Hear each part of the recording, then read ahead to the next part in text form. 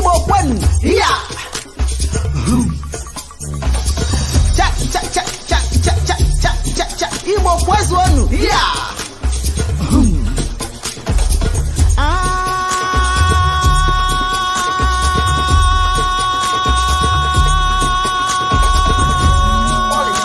Oko nyamini, nyamini. And that is what the Nigerian Koko nyamiri, nyamiri, koko nyamiri, nyamiri. Ibole, ibole, ibobono, ndama mihe.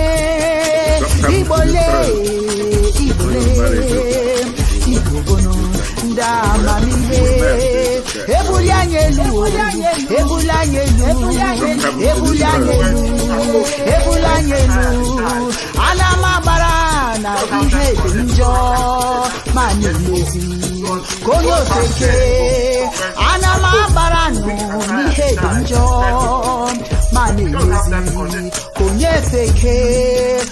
Igbo bụ n'ụdị ike, ụmụ Igbo bụ n'ụdị ike, ụmụ Igbo bụ n'ụdị ike, ụmụ Igbo bụ n'ụdị ike. Koko nyamini, nyamini.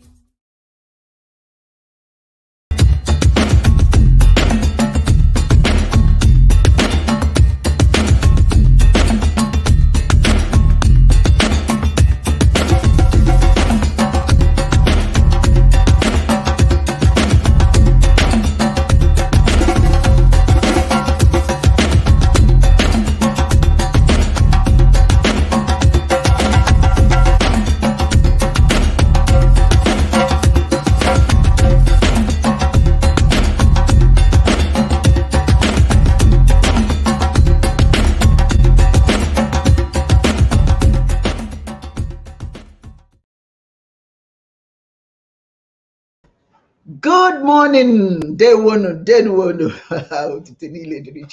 Welcome to another episode of Chism Live.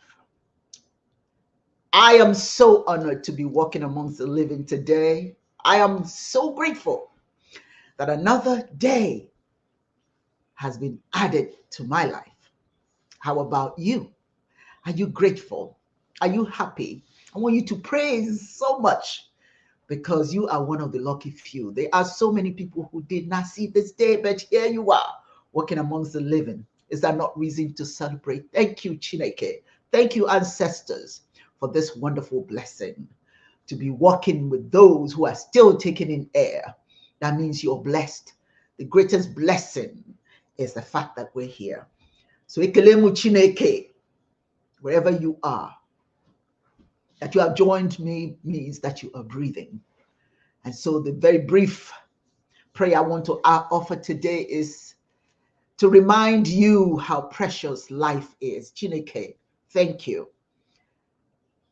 Today we are going to operate from a high level of spiritual conditioning, mental conditioning, and physical conditioning. We're going to be reminded that we are like birds. Anything we do today, it's going to go well. We're not going to strike our heads on a tree. We're going to be smooth sailing all day. All obstacles in our way, we can weave and bob and get out of the way. Nothing will hurt our feet as we continue the journey of the day. Just like the chicken can roam anywhere without being hurt. And we are going to swim around all obstacles today, just like ducks.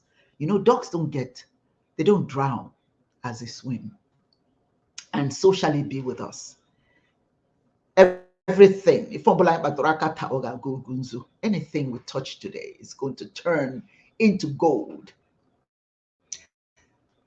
Today, we don't have Dibias on your hand with us because Dibias is not doing well. He's not feeling very chipper today, so he's not able to join us, but we're going to pray for his quick recovery so he can join us next Sunday.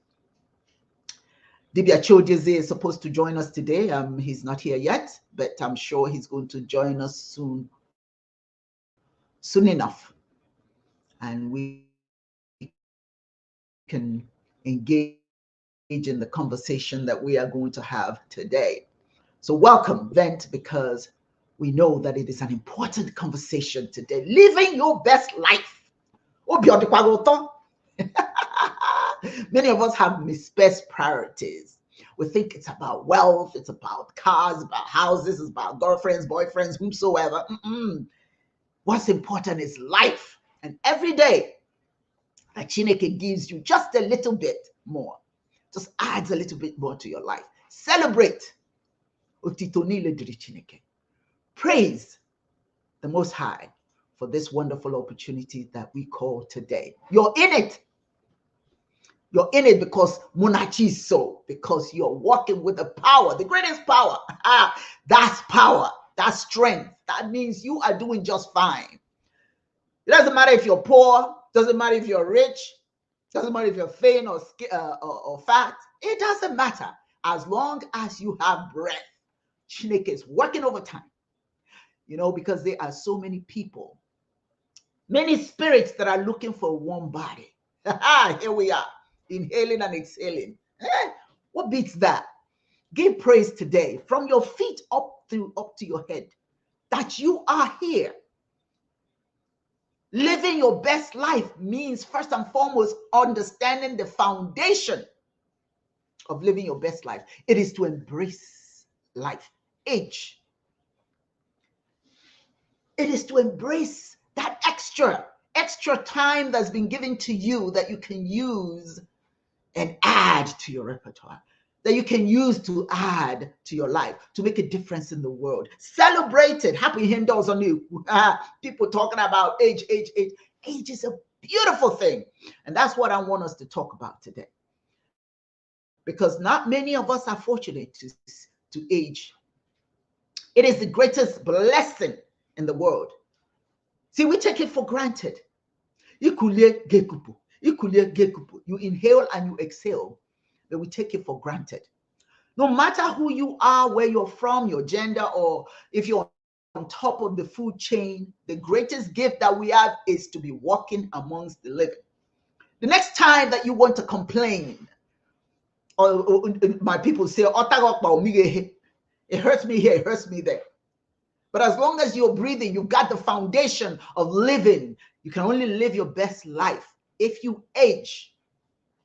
That's what people don't understand. We think there's something wrong with aging, becoming older. Living your best life is not going back in time. Living your best life is embracing what you have right now and move with it. Get to the next step, understanding that the first thing you need is to be living, to inhale and exhale. That's the first thing. As we say, if anything else, Bojara, anything else is extra. People are walking around here frowning. I want to see older people smiling. That's why when I see them in at the malls or wherever I'm at, I remind them, oh, look at you, beautiful, seasoned person. We need to get in the habit of celebrating that foundation.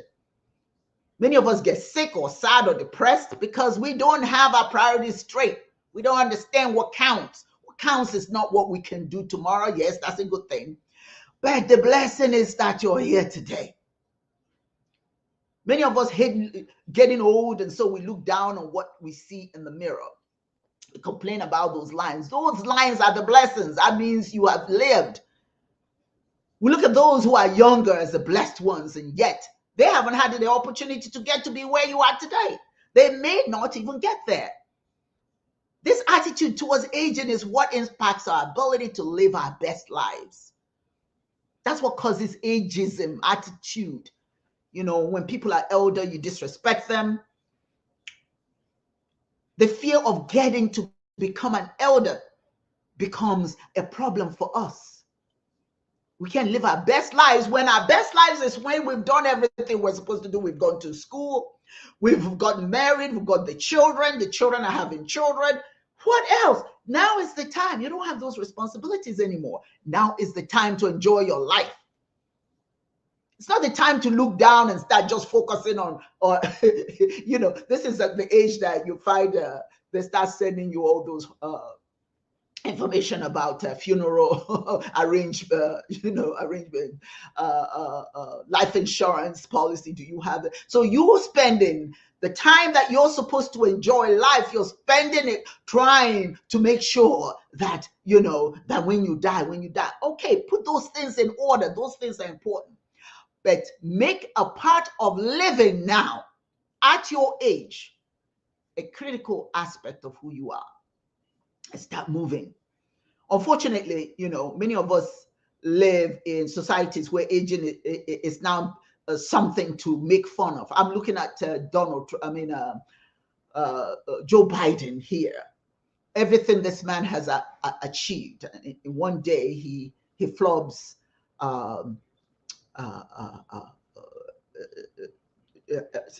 He flubs what am I trying to say? Well, you guys know what I'm trying to say now.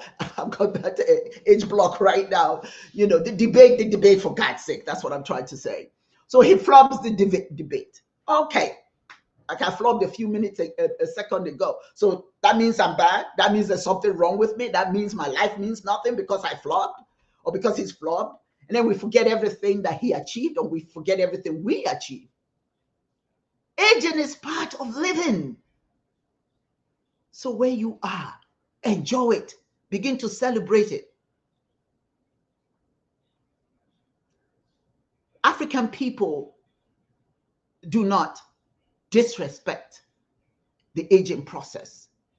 It's part of life, and we embrace it. And we honor those who have gotten the opportunity to become elders.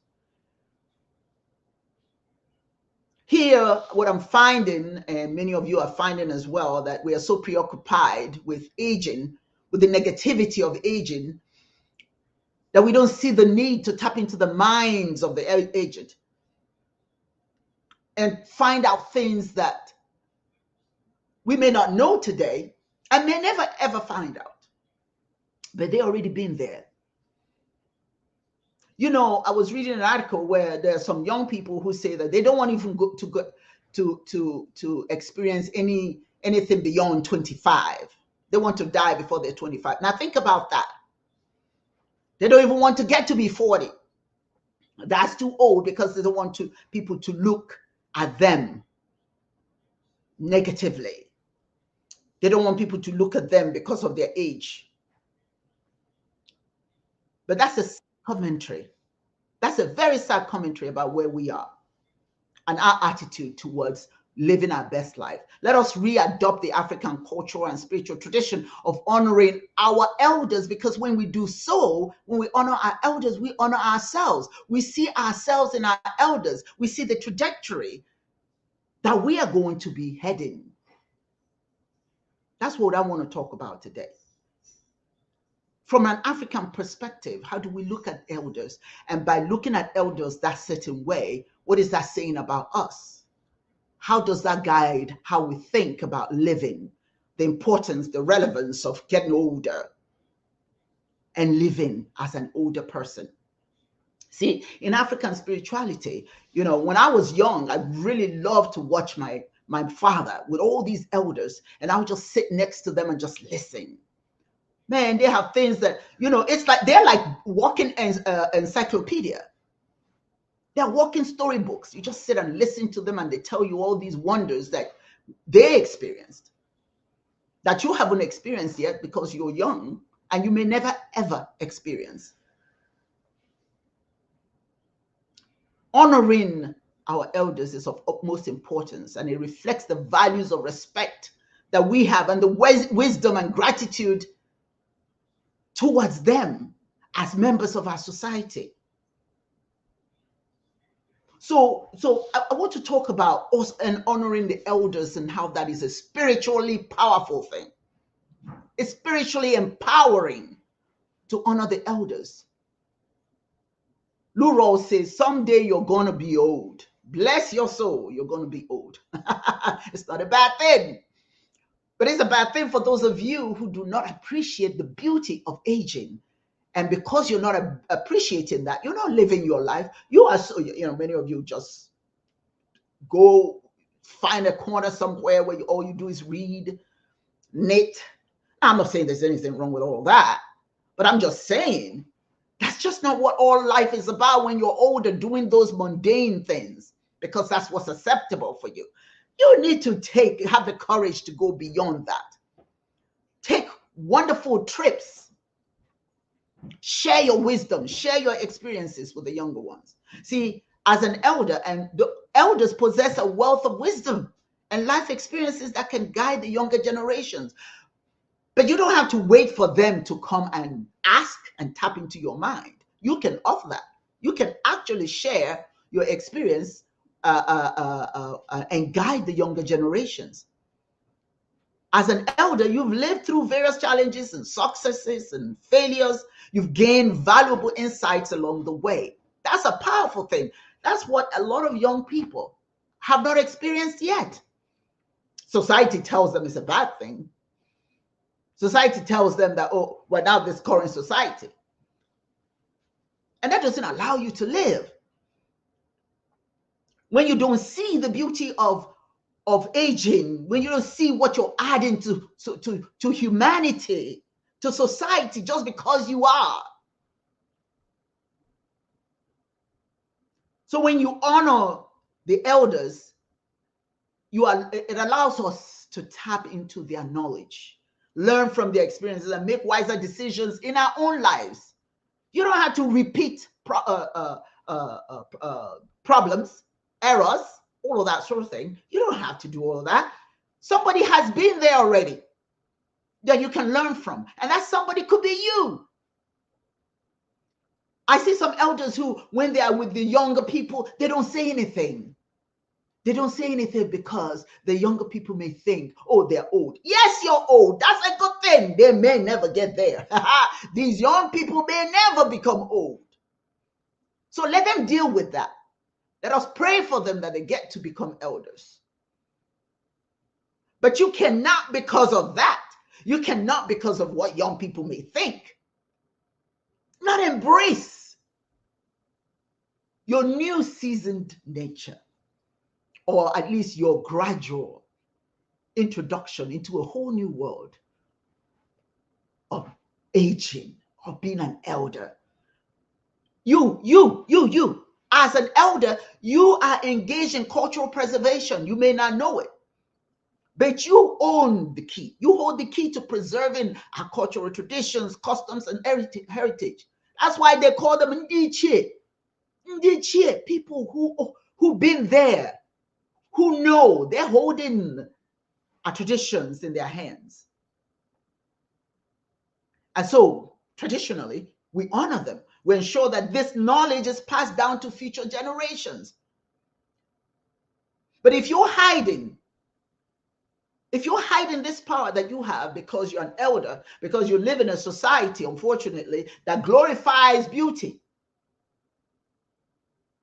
that glorifies youth, they're beautiful elders. Live in your own skin. Be happy the way you are.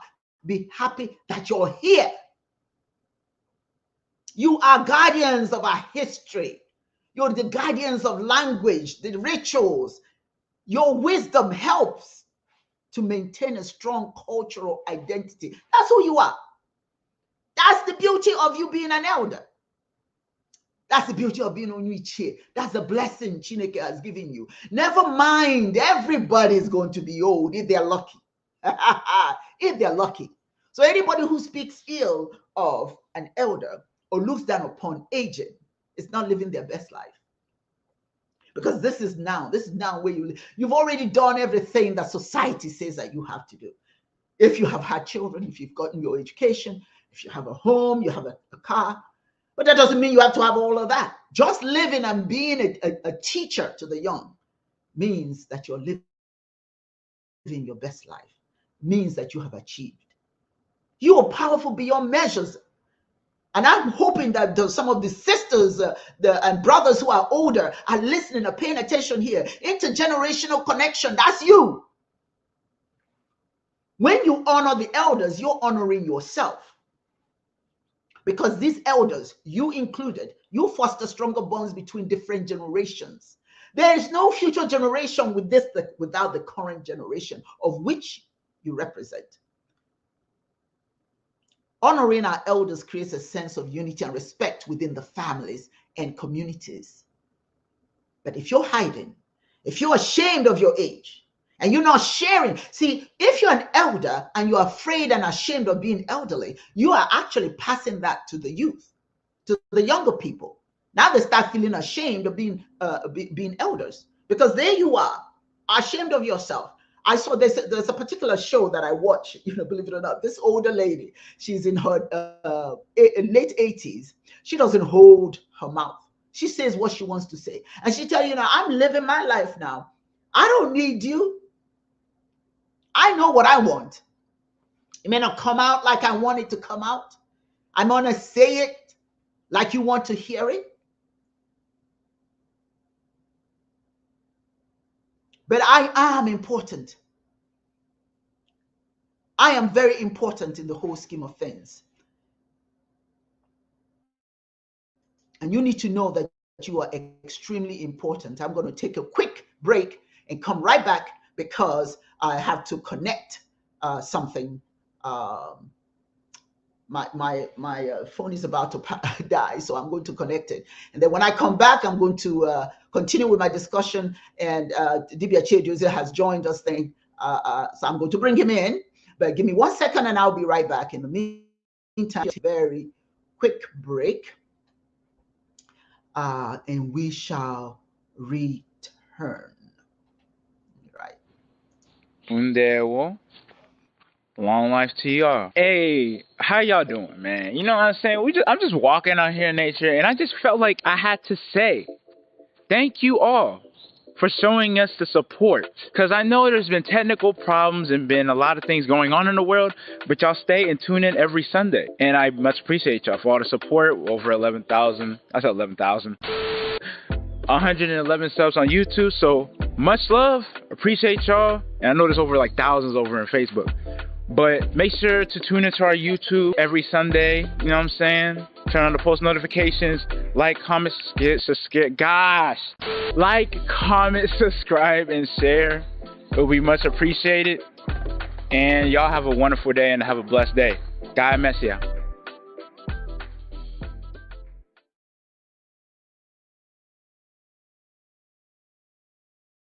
Thank you, Emeka. Thank you so very much. I love that boy. I know he knows his auntie loves him. He is wonderful. And let me welcome Dibias before I continue. Oh, yes, our elder. Kedukwan. How are you? We can hear you. We can hear you. Unmute yourself. Oh, yeah. There you I'm go. fine. I'm good. Dibias Kedukwan, you are one of our elders that we are praising today. Sure. I the like bastion of wisdom, and then I'll bring you in. So as I said earlier, and as we get older, we need to be aware that we are responsible for intergenerational connection. Sure. Without us, there's no such thing. No. Honoring the elders fosters stronger bonds between different generations. Know that. But you can't hide from it. You can't hide from this powerful. See, we talk about blessings, that we're looking for blessings from Chineke. What greater blessing do you have than you're becoming an elder? I read something that Akachi has said. We protect our elders because, see, when we protect our elders, we are setting ourselves up to be protected as well. Sure. But if we engage in this debasing, this ageism, all this nonsense, and we forget that we are the young people who are here today, which is a good thing. We certainly want to have our young people because they are the future generations, but they cannot survive without the seasoned elders. They cannot survive. And when I say cannot survive, I don't mean they can't breathe. I don't mean they can't become creative. I don't mean that. But those books that you're reading, most of them come from elders. That's true. You know what I'm saying? The vision that you're reading, it came from the elders. Somebody wrote that. And it's not always a 10-year-old. It's not a 20-year-old. It's a 65, 70, 80. You see what I'm saying? We are too important. See, we share stories. Yeah. We share the traditions. We share experiences. We bridge the gap. We promote understanding and empathy between young and elder individuals. This is who we are as African people. I think you need to rethink the way you're thinking about elders. This way we're thinking now, based on what the TV is showing us, it's not how we survive. It's not how Chineke blesses us. Chineke blesses us by allowing us to grow, to become elders, because not just for our individual selves, but because of what we contribute to society, how important we are. So ageism and discrimination or prejudice based on a person's age, it goes against the principles of African spiritual culture. It does.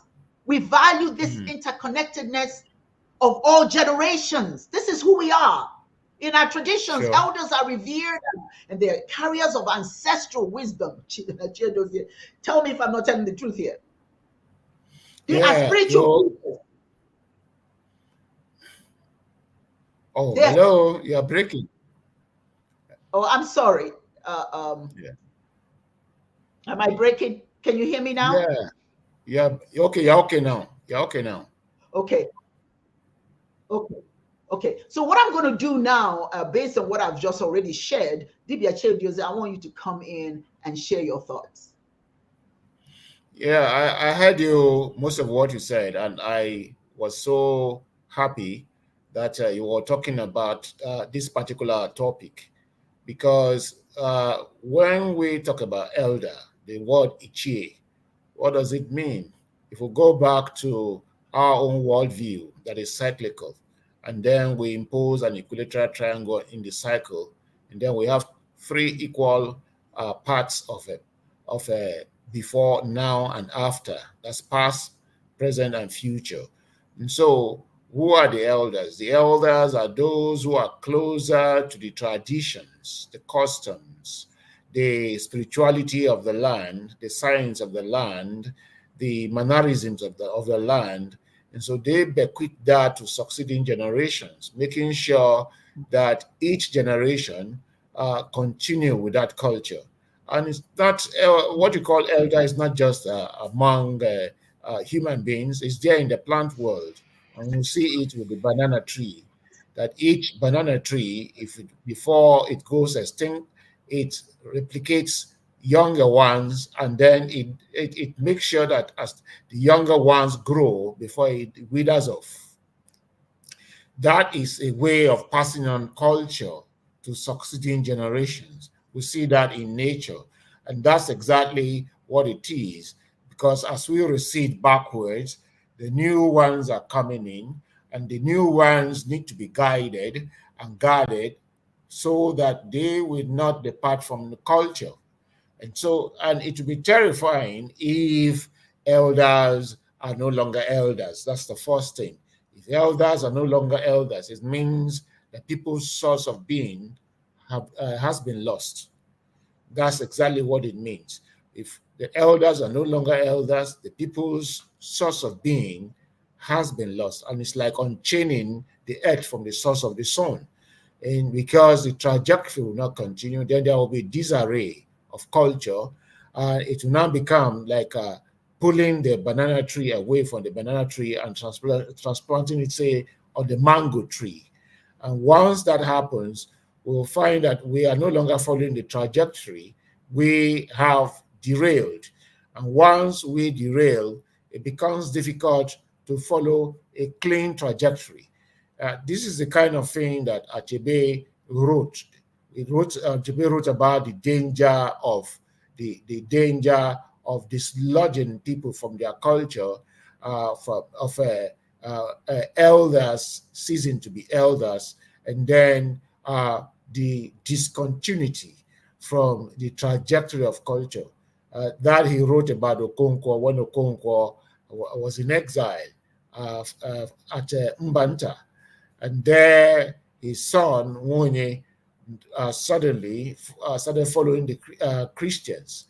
And Okonkwo, while he lit a fire, and then at night, he was there watching the fire. He saw what was going to befall the land. He saw that the ancestors came, and when the ancestors came, nobody was there to continue with the tradition of making sure that the ancestors were venerated. And so the link was cut off. And Okonkwo heaved heavily. As he sighed heavily, and this fire seemed to agree with him and also blinked. Achebe ended that particular chapter of Things Fall Apart with this phrase, this statement, living fire begat cold, impotent ash. That's exactly what happens when we derail from a culture, when the elder doesn't have children to pass on the baton. So to summarize this section so that I don't take much of the time, because there are other points to make, I will make those points when I have the time in this program. So to summarize, the question of elders handing over traditions, customs to the younger generation is a relay. In a relay, we take batons and hand over batons.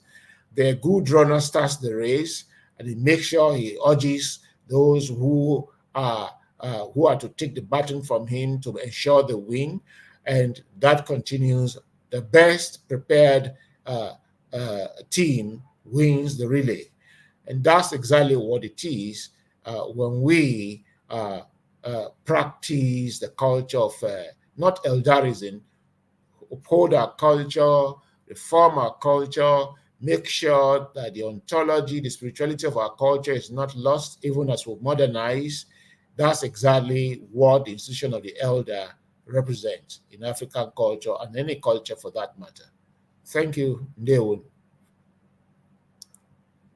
Hello. I guess I should continue. I wouldn't know exactly what has happened. Okay. So we can go on and still talk about what does it mean to be an elder in the African culture. In African culture, what exactly does it mean to be an elder? Is it age? Do we become an elder by age? All right, I was just trying to make some points before you connect back.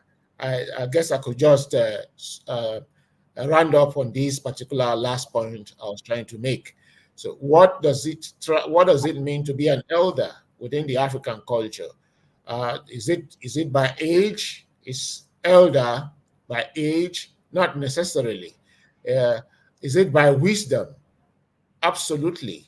It's by knowledge and wisdom, because that's what we pass on.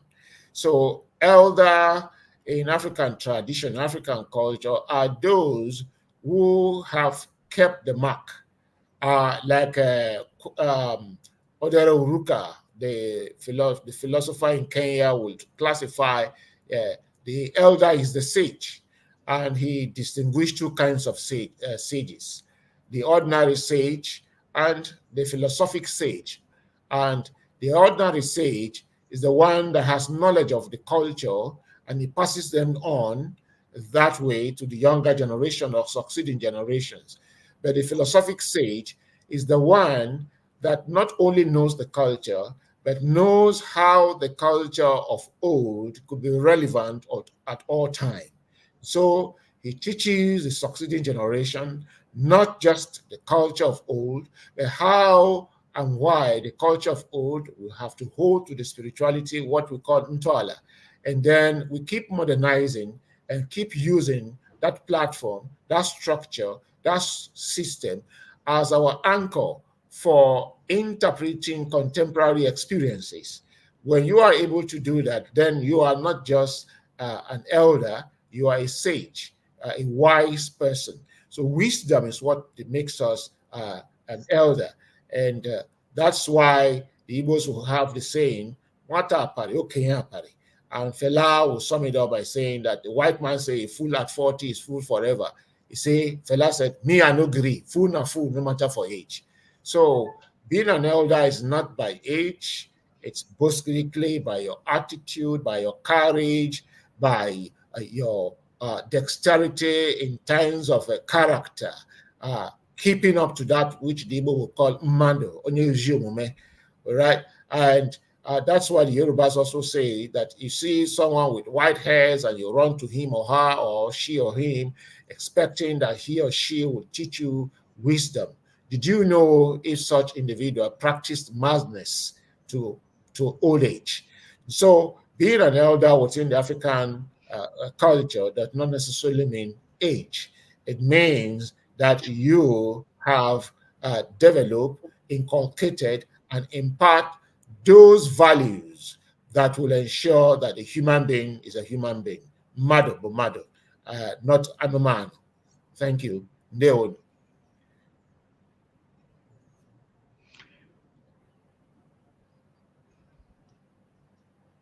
Hello. We're, It's like we're having Dibia Chedozi, we're having, can you hear me? We're having a bit of a problem yeah, I here. can hear you now. Okay.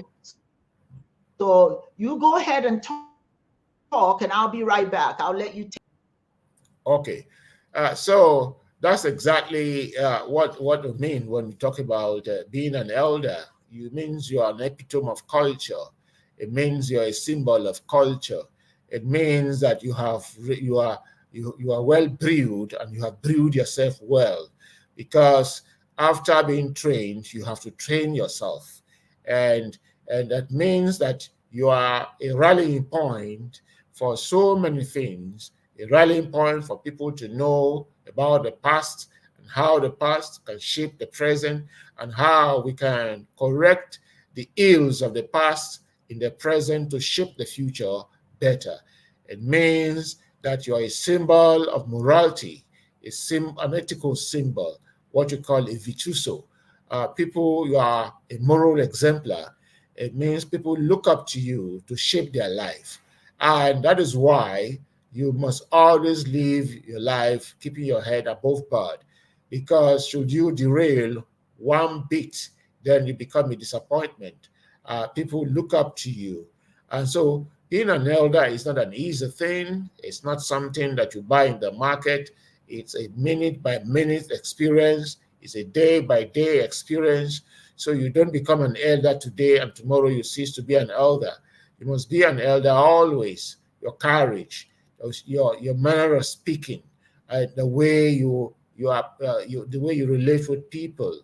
Are you such that when people come across you, you complicate their lives, you compound their problems, you make their life complex beyond the reach of the reach of good things or good life?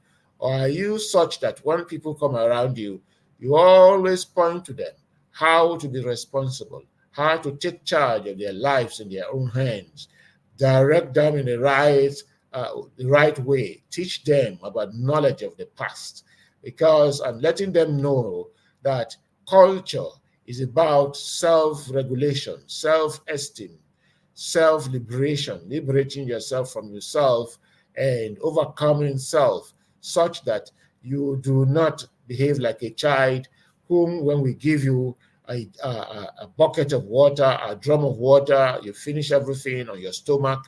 We'll give you a jar of oil, you finish everything on your stomach. Being an elder means you have attained the age of enlightenment. You have attained the age of emancipation, self-emancipation, and then you can enlighten others. It means that you have attained the age of instructing balance in the midst of opposites or contradictions. You can strike a balance with a way forward. In Igbo adage or in Igbo parlance, it would mean that you attain that age of living by the principle of Ogunofo. That is to say, you can instruct balance in the midst of chaos. You can bring in order in the midst of disharmony. That you can, where people think all is lost, you always tell people how to ameliorate situations using the right channel. And then you teach people how to be patient. You teach people how not to be greedy. You teach people the principle of wezoke, self-sufficiency, self-reliance. Be content with what you have, and only prosper by that which is your sweat. Do not look to others or try to convert others people's sweat. To be an elder means to be a whole-rounded moral individual, a whole-rounded moral individual, an ethical individual who's not just moral because morality says so, but moral because that is what it means to be a human being. All right. So that's exactly what I understand to be an elder. All right. So, like I said, there are perspectives to these. And whichever place you find yourself, you can decide to play the role of an elder. It does not come by age, it comes by responsibility, knowing your responsibility. That's why us, the Igbo, we have a saying, that is to say, if you are well cultured, if you are well behaved, you become member or one of the Council of Elders. That's what you find in Things Fall Apart when Achebe wrote about Okonkwo. By the age of 18, Okonkwo had already joined the Council of Elders. And that's why I said before that it's not age that determines whether you will join the Council of Elders or not, because those who are vicious, those who turn culture upside down, those who promote ills in the society, those who are wild and who are untamed will not be considered to be elders. And so that's why if you come within the Igbo culture, you'll find that you always say to be an elder is to be a real person, an evolved human being. That it means what it means to be an elder. And that's what it means for the Yoruba culture that I know as well, the same for the Igbo. So when you are well behaved, you are well cultured, you are the symbol of morality, the symbol of culture. They say, on your madu, that is, you are a true, well-bred human being. Same thing was the Yorubas will say, that's well-bred human being. When you misbehave and you do not showcase those traits, those features of an elder, that's on your madu. That is an empty personality. You don't have what it takes to be an elder. All right. So that's exactly what it means to be an elder within the African culture, whether it's Igbo, Yoruba, or any culture for that matter, is African. To be an elder, you must be a moral exemplar. Yeah. We welcome back. Okay, Dibia. Is it wine? No. Yes. Oh. Can you hear me now? I'm having a lot of, I'm frozen, I think. I can hear you loud and clear. I can hear you loud and clear. It's a little bit great. It's a little bit crazy out here. The internet is not cooperating. So if you're hearing me, I hope so that I can continue talking. Yeah, go on. But I want to ask you, okay, how do you think that ageism undermines the principles of collective responsibility? How collective responsibility means all of us, all of us playing our role in society. But when you isolate the elders, or you make the elders feel that achieving that level of human existence is a negative thing, how does that impact the principle of collective responsibility? What do you think? Well, in the first instance, society is about the totality of the human being. It's a stakeholding thing. Society is stakeholding. It's not about shareholding. It's about stakeholding. All of us have a stake. And the elders are those who represent those foundations of culture, the foundations of our life, of our existence. And the more we learn how to keep our elders, reverence them, not making them gods, but adore them, the more we show much of our humanity, the more we show that we are complete, total, evolved civilization. That's what it means, that every stage of human life is well accounted for. And that's exactly what we mean in African culture by the rites of passage.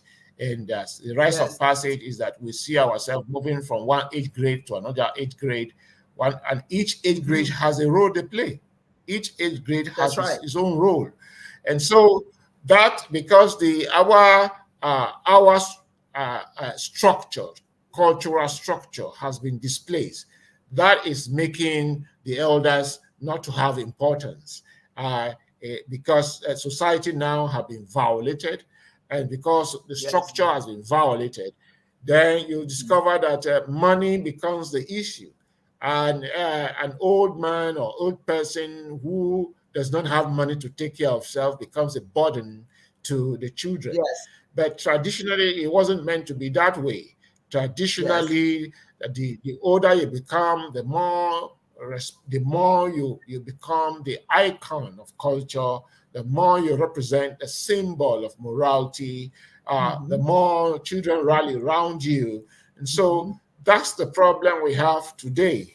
Today, we'll discover that our superstructure has been dismantled, and what used to be very salient traits of our culture have today become like burden.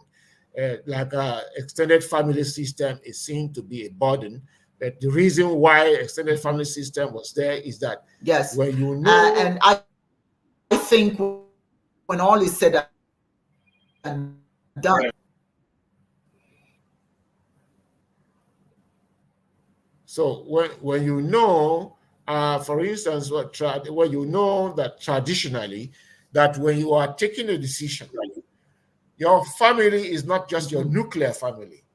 Your family is an extended family that cuts across almost all the nook and cranny of the village, of the country, of the nation. Then you will know that you cannot take a decision to steal the money of the country only for yourself and your family. That's right. So because that structure of extended family has been broken, and today we are operating on the culture of nuclear family, then you see people still in perpetuity for their children unborn. And those children that they stole for will come, they will not know the value for which the wealth was piled up, illegal wealth, so they fizzle everything away. They are unable to keep it.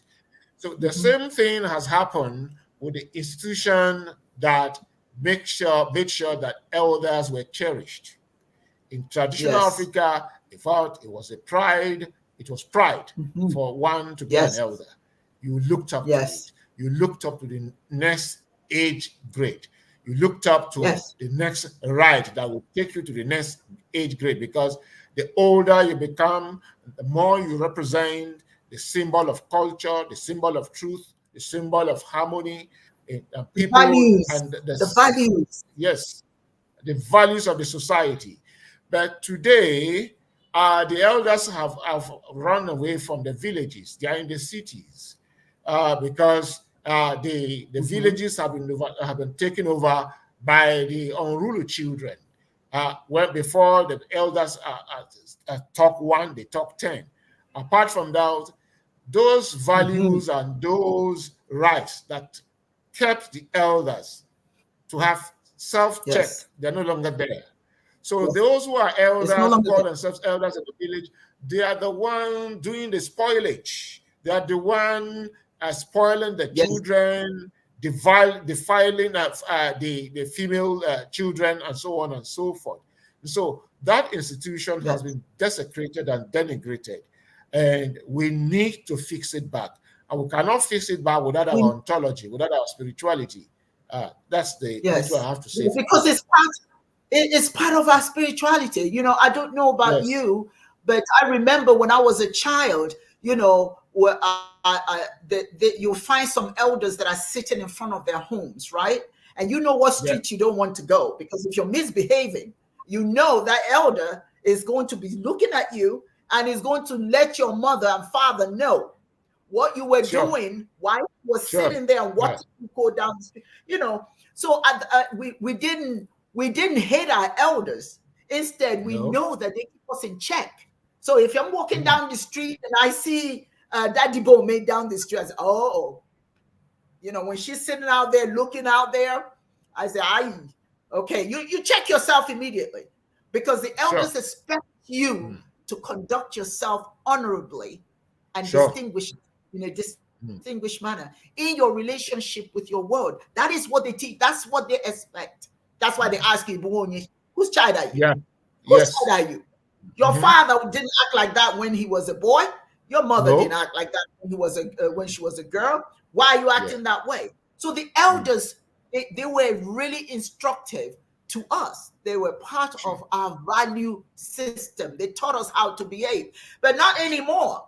We say now our young people don't understand the value that the elders bring into the community, into the society. So that's what it says, shut up, old woman. Shut up, old man. Who taught you that? That is not our tradition. You tell an elder to shut up? Who are you? You haven't even started living. You may not get to be an elder. It is an honor to be an elder. The elders are closer to the ancestors, to Chineke. You just getting up there.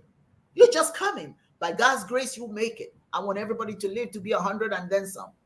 But then, along the way, when you meet those who have already made it, you give them nyaha soporo. Sure. We had Respect. nyaha respect, nyaha soporo, because by the grace of God, not by the mischief of God, but by the grace of Chineke, you want to get there. I remember when I was 7 years old, but here I am now. No one tell you how old I am. It doesn't matter really. But here I am today. That means I've gone through the process of aging. And everybody gets to be aged if they're lucky. Not everybody gets to be here. I said earlier, millions of spirits looking for a warm body, and here I am. Is that good? I am proud to be where I am today. I'm proud to be called an elder. I'm proud when I'm in a gathering. People want to get my permission before they can speak. In African spirituality, in African community, in African culture, you don't speak when the elders are in the room. You gotta get permission.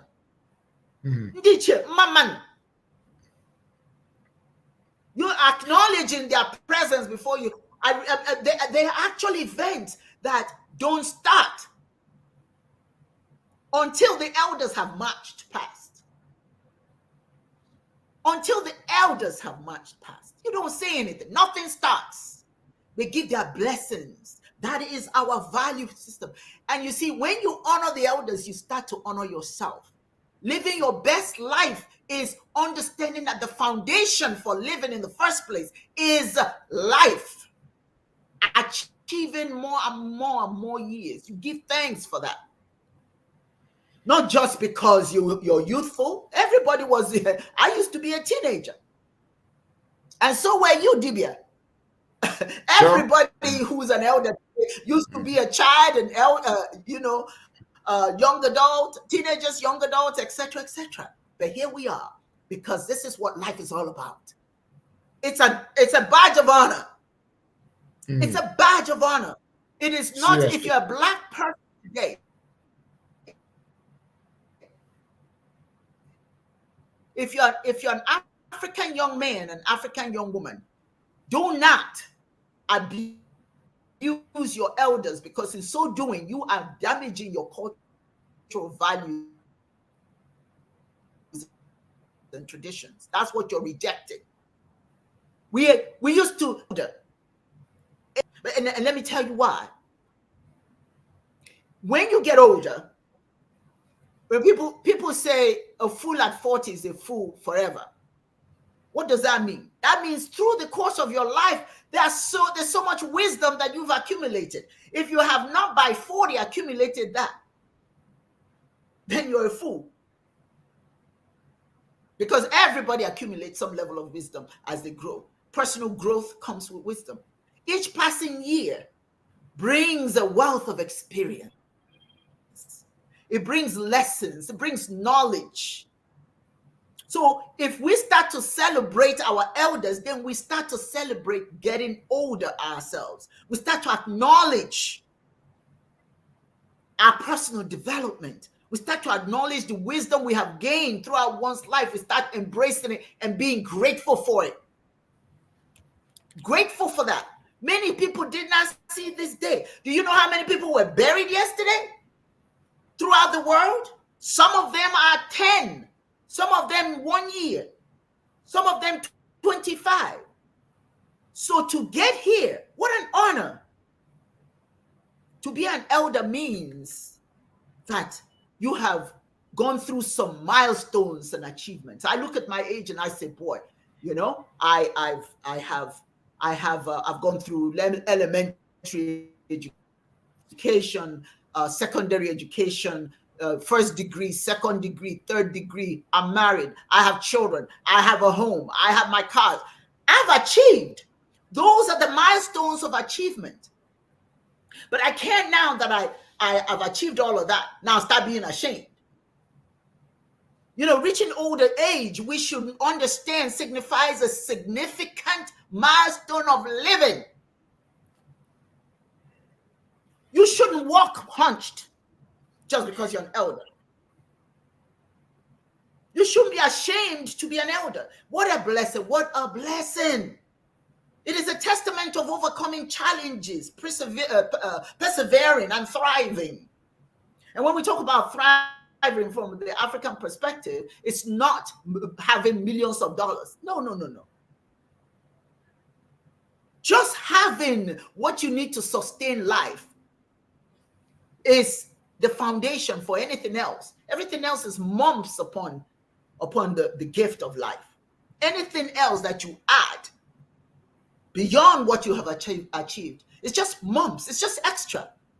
So you be careful not to reject where you are. Be careful not to be mad about when you look in the mirror and you see the lines. Be careful not to hate that, because you know Chineke has a way. You don't like it. You don't want to get older.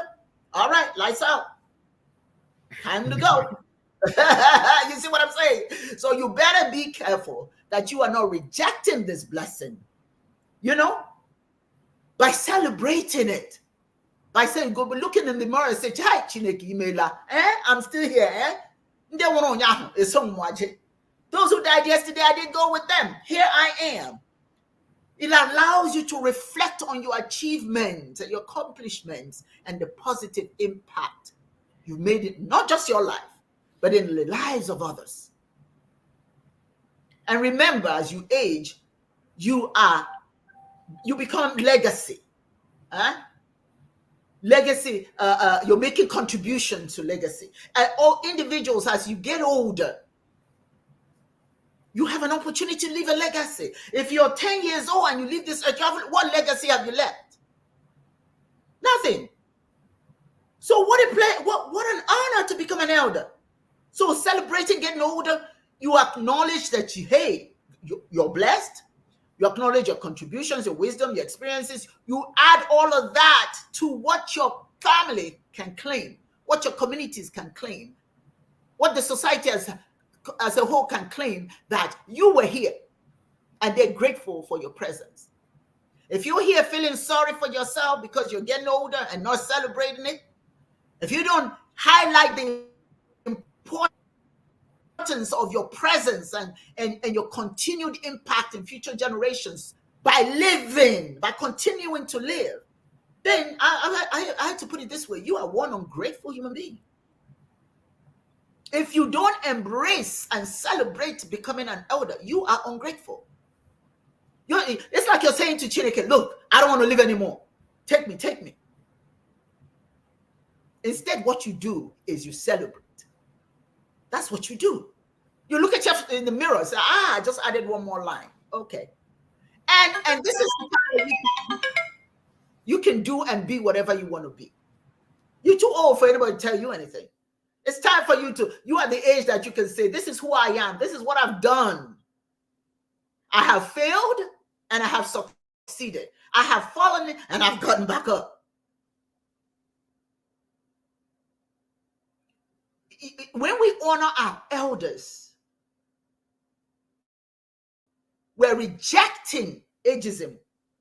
Dibias, is that not true? Is that not true? Did you hear me? Yeah, I had to unmute myself. That's true. Yeah. This is what, when you honor the elders, you're rejecting ageism. You're rejecting ageism. When somebody who has wisdom speaks, you listen. As gente, nuifen. As gente, no, what a 2-year-old is saying. A 2-year-old is telling you what they need for the most part. And that's not to say there's not something that you could learn from a 2-year-old. But for the most part, you learn from elders. And you, as an elder, celebrate this. You are such an important part of humanity. You're celebrate getting older. That's part of you're a vital component of fostering a society that values wisdom. If you yourself value yourself, if you value and respect yourself, if you embrace intergenerational connection which you represent. Let me ask you this, Dibias. Can we actually create a more inclusive and harmonious world when certain individuals are not valued and are not respected? Well, that means that word is no longer inclusive. Once you use the word inclusive, it means everybody, no matter the age, no matter whether the individual is invalid, whether the individual is complete, because the whole essence of society is that we come together, put our efforts together to provide for each other, for one another, those things that others cannot afford.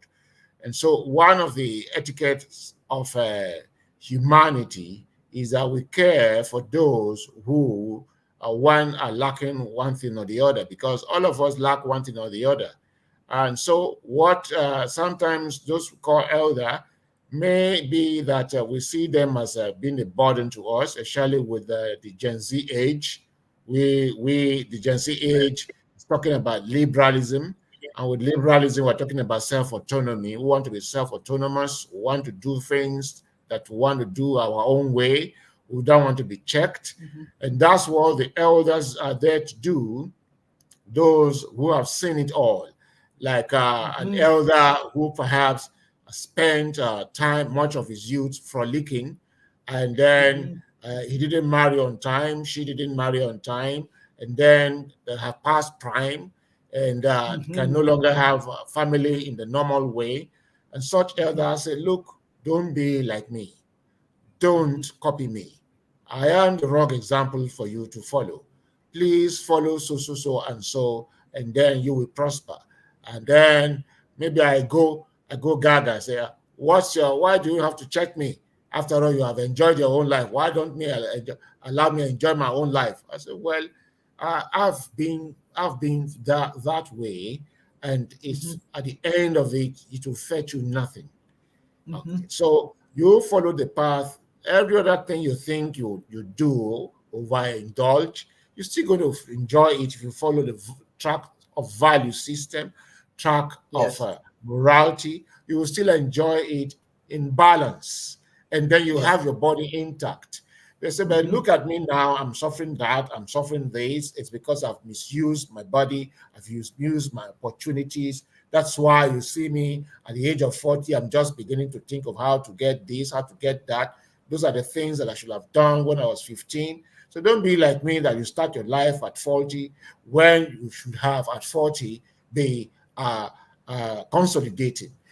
So with today's world, where everybody is looking for individual freedom, today's world is built on the ideology of individualism. and the individual has the freedom, the autonomy to express self the way she or he feels, and that way, that is also what is throwing up all the vices and the vials. That's why if one is a gay, he says, "Yeah, I'm a gay. I'm free to behave gay and put it there in the public." Well, that's one of the cultures of not obeying the elders.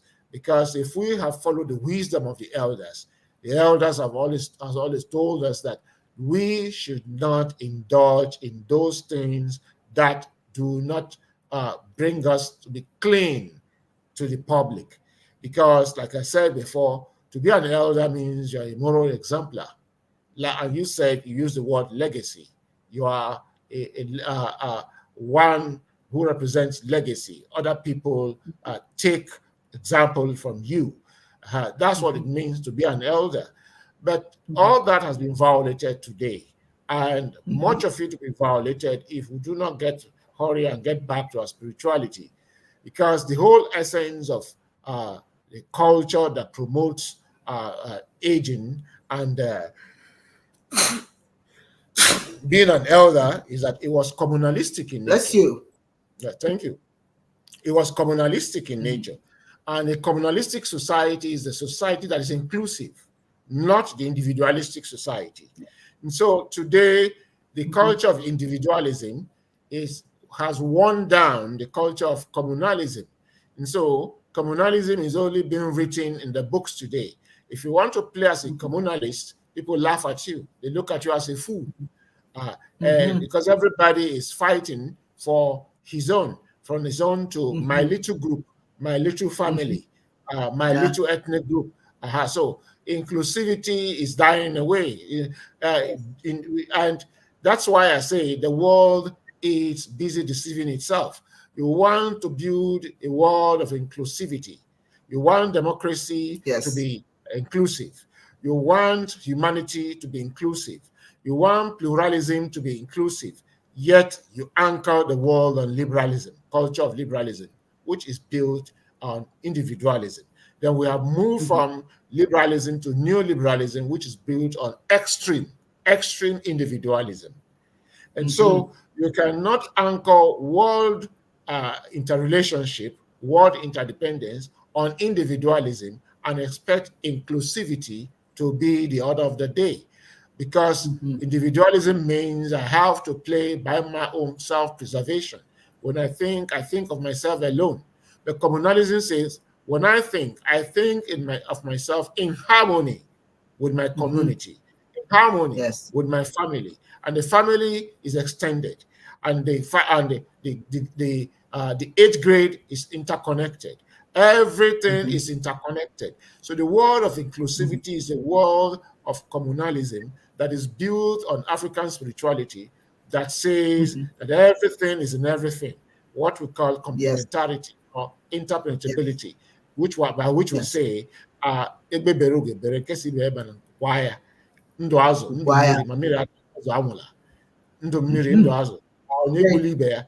then the Yorubas will say that the sky is big enough for all the birds to fly without disturbing the passageway of each other. So that's why the world of inclusivity is a world, African spirituality is a world of communalism. And that is the world where aging is pride. Where aging is respected, and where the society prepares for aging. And the elder becomes a symbol of discipline, a symbol of unity, a symbol of value system, a symbol of spirituality, a symbol of the total existence of the society being passed on from one generation to generation. That's right. You say, and good points. Excellent. Thank you so much. Now, Akachi said something that's so very interesting, and I believe that. I agree with that, because this is part of why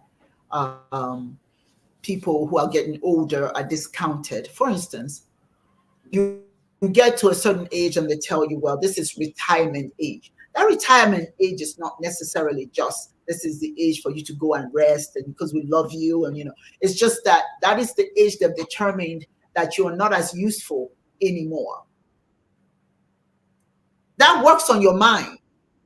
And you say, well, and they give you a pen or a cup or something, whatever they give you, if you're lucky. Now, if you work for a big company, perhaps you'll have a severance pay or something like that. But it is not just about letting you go because you've achieved a particular something because you're 60, was it 67 or whatever the retirement age, 65, I think it is. Of course, they're increasing it now to 67. It just means that you're no longer needed. But that society doing that, when society says, because you have achieved this age and we are going to honor you and let you go and we give you what you need to sustain yourself. And if you need us again, please, if we need to tap into your mind, is it okay if we call you and still continue to feed off of your knowledge? They don't do that. They just close the door on you. Now, society embraces that. Then the young embrace that and think that, well, you're retired. So, you have nothing else to say. I have to listen to you. Yeah, you are tired. That means the individual is tired and retired. Yeah, you're tired, you're retired, we don't need you anymore. And so if you're, let's say in the United States, if you hit a certain age, you can't find work. You may have your engineering degree or this, it all depends, of course. If you're a scientist, yes, you can always find a job, okay? But if you were a civil servant and you've graduated, you've aged out, so to speak, then you have difficulty finding work. If you didn't, that's why they tell you save for your retirement, because if you don't save, you're going to suffer because you're not going to get work. And the only work you can get oftentimes, I hate to admit, maybe getting a job with McDonald's or Burger King. Those kinds of fast food places. You see the elders, that's what they get, plus their retirement funds. They're certainly not going to you're not going to retire and then go and find a job as the head of, as the CEO and all that. So they just bypass, like Akachi is saying, they bypass, they push the elders aside, and then they bring the young people to assume a position an elder had without going through the process necessary to achieve that level of authority. It's just based on your academic achievement or maybe a few little experience, 2 or 3 years. But that person who has had years, 20, 30, 40 years experience, that still has a lot to share. You bypass that person and you bring somebody you say must have 1 year experience. Come on, Dibias. What is 1 year experience? You've got a piece of paper and you've got 1 year experience. Now you become the CEO of some little bitty company. Now the other ones, you have to have a PhD, and then you have to have, but you can have a 30-year-old or 25-year-old with a PhD and has 1 year experience or 1 or 2 or 3 years experience, and then the person who had PhD but has 30 years of experience is like, you got to go because we don't want to pay for your health insurance. We don't want to pay all those things for you. We want somebody who has longevity. There's nothing wrong with that. There is nothing wrong with bringing in younger people. That's how life is. But then it's the attitude towards those who have reached a certain age that is what's fueling negativity towards aging. So, but then it also becomes our responsibility to embrace our aging and not make it not focus on those little things that they expect the elders to be doing. I say, as I work hard. I think I work harder than any 20-year-old. I love to read, I research, I go wherever I want to go because guess what? I've achieved age, elderhood. But I know I have a lot of information right up here that I can share. So I'm not bashful sharing it. I don't sit around just doing the elderly thing. So you have to, you yourself have to appreciate who you are. You have to appreciate that it's an honor to be here. Many did not see this day. I keep using that as an expression. Many did not see this day and may not see this day, may not get past 60, may not get past 70, 80, may not even get to 30. But here you are, a warm body, still inhaling and exhaling, and you ashamed? Are you kidding me? You better learn how to tap dance and start dancing. Enjoy getting older. Dibias, there's some truths about getting older. That's okay. And that is, things don't quite work as they used to work. You have the ache here, the ache there, the knees there. Hey, but guess what? As long as you live and you get to become an elder, you too may, depending on how well you took care of your body, may experience that. But it is part of aging, and so you've got to change your attitude about that. It's going to happen. But whatever else is working, use it and enjoy yourself. Living your best life is your responsibility. Pardon me. Nobody's going to do that for you. Nobody's going to do that for you. Yesterday I was out, I had this little fancy shade on, and I had my heels on. I was looking mighty fly. It's his expression. Now, young people may think that doesn't sound quite like what I'm supposed to say. But hey, I was looking good. I felt good. And these people came to me and they said, "Ooh, my sister, let me open the door for you. You are looking good today." I said, "Well, thank you. That's the way I should look. That's the way I should feel.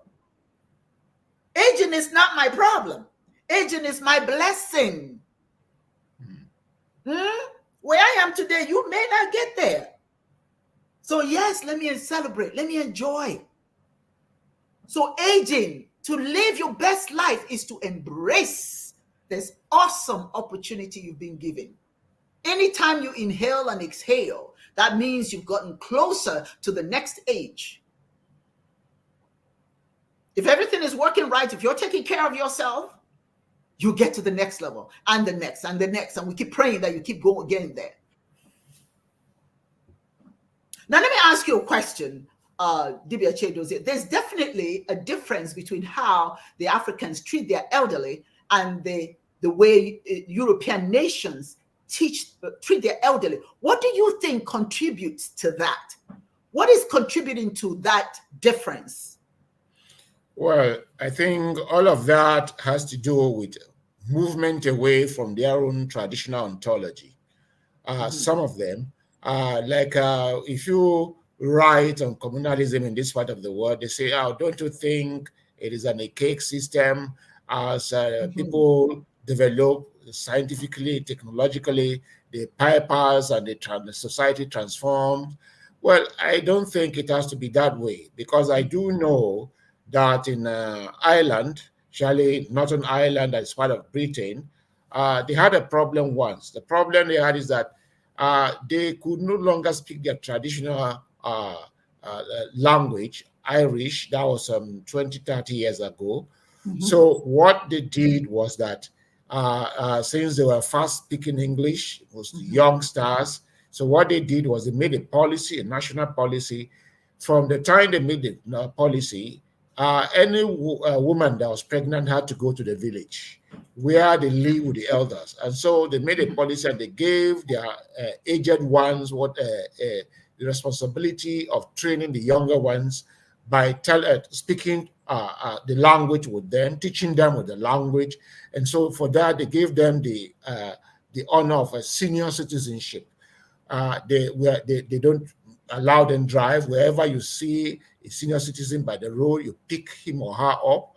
You make sure you drop. In fact, you can't be sitting as a youngster while the senior citizen is standing. You stand up. And they sent a lot of that time. No. They sent a lot of their scholars down to Africa to study how Africans do this thing so that they can also key into it. And so it depends how a society wants to go, because there are African societies these days that look down on the aged, as if it's a curse. Today in Africa, today young girls don't like having mother-in-laws. Most girls, if you listen to them, they are praying that the man they will marry, the mother should be late. Even last week, I used that to yap the girls in the class. I said, and I pointed to them, I said, most of you sitting here, your prayer is that the man you will marry, the mother should not be alive. And remember, you're going to be a mother, and maybe the girls that will marry your sons will be praying that you will not be alive. All of us say, I said, but that's what is going on these days. That's what is going on. So the truth of the matter is that because of unchecked westernization and bad leadership, the wrong people are being pushed forward as elders in Africa today. So elderism in Africa has changed. It has changed from being a moral exemplar, a virtuoso, to being just one who is able to muster money anyhow. So what happens is, about this time a society makes money the focus, the human value will be offered as sacrifice. So that's the problem with those societies that bypass the aged and go for youngsters. They are looking at society as the profit you make. Much profit you make in terms of monetary value or cash value or capital. The same society, if they see that the individual, the elder, is a Bill Gates who generates awesome profit for them, capital for them, they still respect that Bill Gates. And they call him the name, they say he's young, he's that, they promote him, they don't say he's old. So it's a society that's gotten to a level whereby if you are able to make it, like you said, if you're able to make yourself relevant, you're honored. If you are unable to make yourself relevant, you are forgotten. And so, and that's why the question you asked for now, before this particular question, whether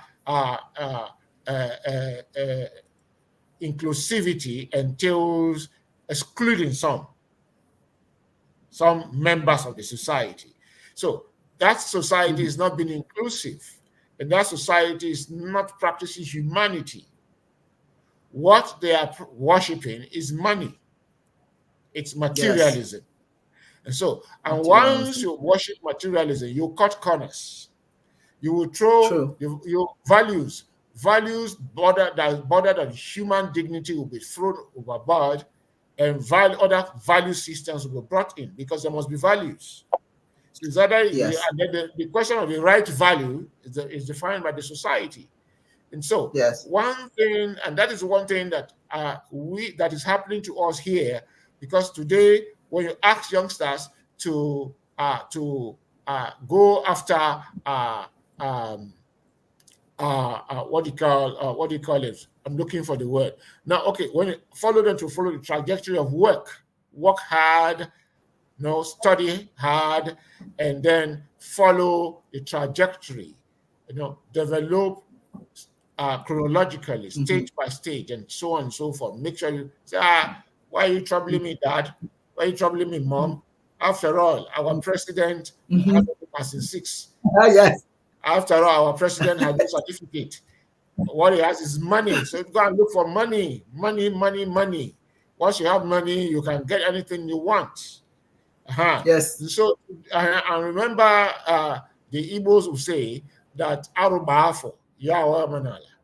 if you allow ill culture or ill manners to fester for just a year, it becomes part of culture. So our value systems have been violated. And so I do not know whether this question of respecting elders or disrespecting elders is not truly an African thing, or is no longer an African thing. There are European European countries, Asian countries that are reevaluating their life system. They are pumping in money into African study. They're deliberately pumping money in the area of family, studying African family. And of course, when those people pump in money into those areas of research, they're not doing it for fun. They are doing it because they have a problem in that area, and they want to see how they can take some value system from the places they are pumping in money to replenish their society. And you begin to see that take effect in matter of years. All right. That's why if we do not take time, if we do not take time and do something positive about ourselves as Africans today in this particular century, this is the last century that we have to do something positive. We will go to Europe in future to copy what looks like our culture, what looks like remnants of it. And if you're also not careful, you also go to Europe and copy what looks like remnants of our spirituality. Because by the time they are going to refurbish everything, it will not look like ours anymore. It will fit into their system. The last time I saw in Ileife, people from all over Europe, mostly from England, initiated into the Ifa cult, and they are studying Ifa, and they are interested in studying Ifa in Yoruba language. And they are chanting. They are, of course, you will see that they have long there in Oshun. And you see them, they are speaking, some of them, their Yoruba is even finer than Yoruba children. And so what you see is that gradually our spirituality, our value system is taking a flight. And as here, because of bad political leadership, because we are living within the colonial legacy, we are losing it. We are fighting to keep the culture. But like I said, we cannot keep the spirituality of our culture with the colonial structure into which we are being hedged in. Nigeria is not our creation. Same for Ghana, same for even Rwanda, same for Burkina Faso. Now, we may try to give it another name from Gold Coast to Ghana, try to give it another name from Ivory Coast to Cote d'Ivoire, try to refurbish it, and we have a new Rwanda, try to refurbish it, and we have a new Burkina Faso. But that is not the problem we have. We are still building within the colonial structure. What we need to do is to go back from source where we were dislodged, 1884, 1885. What happened? Scramble for and partition of Africa. What did that mean? The gerrymandering through balkanization of people of different ethnic groups, scattering them, making sure they don't have unity. So that if you come into Nigeria, you'll find Igbo people in Rivers, you find Igbo people in Bayelsa, in Akwa Ibom, in Cross River, in Benue State, in Kogi State, in Edo, in Delta, in about 8 states. You find Yoruba people, some are gerrymandered to Cotonou, some are gerrymandered to Togo, some are gerrymandered to Upper North, and then you call them North Central. You know, so we have to address that problem. If we don't address that problem so that we will begin to live within our ontology, because when we have, say for instance, a nation called Igbo nation, for example, then the structure will immediately come in. The people from Abiriba, Mporo axis, from Uturu down, know that we have similar culture. Then you let us organize our affairs. When you even get within there, the Uturu person will organize the person's own culture based on Uturu, Okigwe, same Okigwe, Abiriba, Mporo, and so Afipo, and so Eda, and so on and so forth. Those who are within the axis of Isu will organize their culture along that. Those along the axis of Itu will organize their life along that way. So then the spirituality will not prosper. It will not take effect. It will not be the nucleus upon which we organize our lives. But as it is for now, we are struggling. You have been there as a veteran, and they would Dibias. Before then, Onyon himself was there, pioneering things, making sure we keep the remnants of our culture, the spirituality is kept intact, the core nucleus of it is kept intact. But for how long? For how long? Now, are people like me arrested into it? but I know the fight I go through in the house to ensure that my children learn even a little of what I know. And say that I cannot win the battle, I had to use persuasion. But if civilization is civilization, they will naturally grow in it, not even into it. They will grow in it, operate within it, project it. But that's not what is happening. And so if we do not address that problem of malstructure, our structure has been destroyed. We have to get it back first. That thing that we are afraid of, ethnicity, that is the foundation of culture. And once the ethnic group, we are not operating within the ethnic group, I am afraid our per day, we will be losing it out. Like the other time, somebody sent me something that I sent to you, organic music in the church, and so on. So, but the thing there is that what organic music in the church, organic music being taken abroad. What about the ontology of organic music? It's lost. Once you take it to abroad or take it to church, it's just the dance that we're after. It becomes something. Yeah, it loses. Yeah, but it loses the foundational principles around it. You know, Dibias. Yeah, that's right. You know, one of the things that really concerns me is I know how society feels about it. It's a lot of indoctrination and a lot of consequence of civilization, if you may use that. Okay, but my concern is that we as individuals do not value ourselves. Okay, and as long as we don't value ourselves, we can't insist on anything we don't even value. You see what I'm saying? And so we have to understand our responsibility as elders. We have a responsibility. We have a responsibility. I know, sometimes it gets a bit lonely because as you get older, people tend to want to, hey, I got my own thing to do. I've got my own thing to do, and then you become second thought. Your children will do that to you. If you don't know that, know that. Once your children get older and living in societies where elders are not respected, there's a tendency to move away from you, and they think it's okay. It's perfectly okay. Even some of them listen to people make recommendations. Oh, if people don't want to respect the way you think, or then they have no point being in your life. Then you should find some other life and do your own thing and all that. But all that stuff does, when you break away from elders, you're severing your own ability to survive. You become gullible. You're easily manipulated because you are taken away from the structure of your being. Now you are flailing in someone else's backyard, trying to survive, trying to belong. And then the very things that you can get from your elders to find out how they survived, you look at that as something that's irrelevant anymore.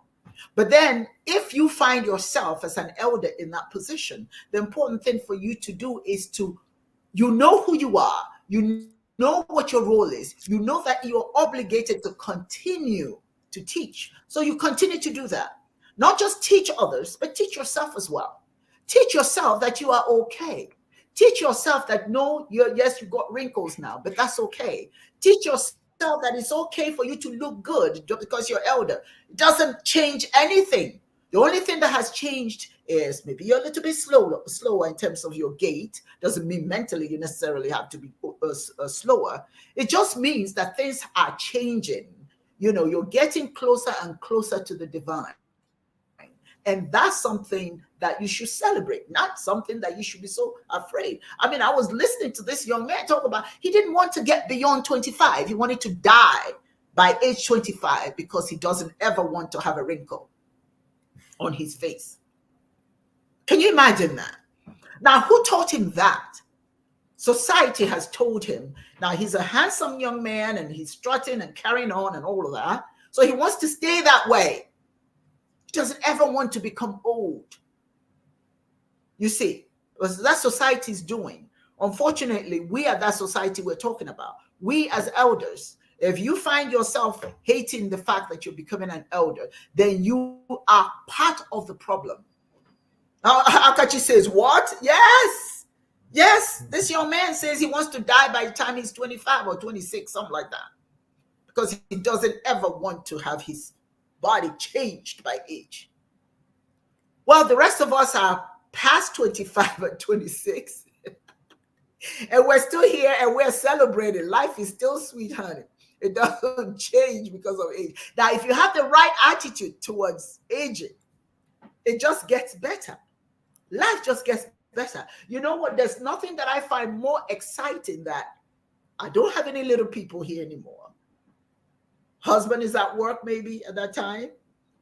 I've done my work. I can just get in my car and go. I can go anywhere I want to go.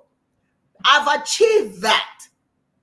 I don't have the responsibility of doing, for others necessarily anymore. I'm through making deliveries and I'm not raising any more children.